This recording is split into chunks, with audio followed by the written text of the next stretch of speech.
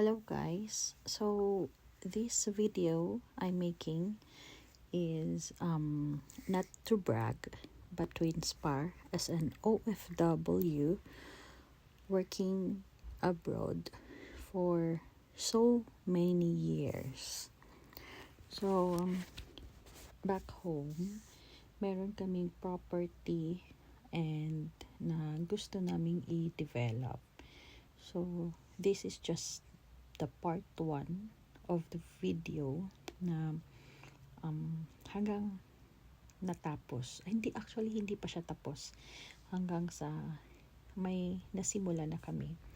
So bilang OFW abroad na at the end of the day, so pagdating natin ng specific age na gusto nating mag-retire at umuwi sa Pinas, gusto natin na meron tayong mauuwian at meron tayong investment na nagawa or na build sa Pinas. So ito yun, isa sa properties na pinapagawa namin up to now para magkaroon ng income in the future.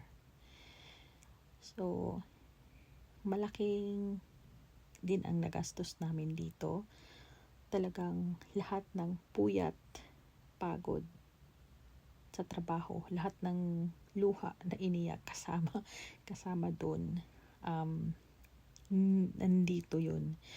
So nandito namin nilagay yung perang inipon namin para sa project na to, sa investment namin sa Pinas.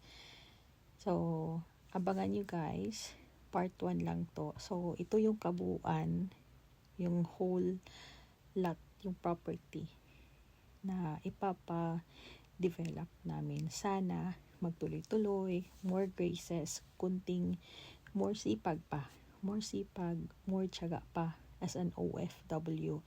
Talagang laban lang po tayo, walang susuko.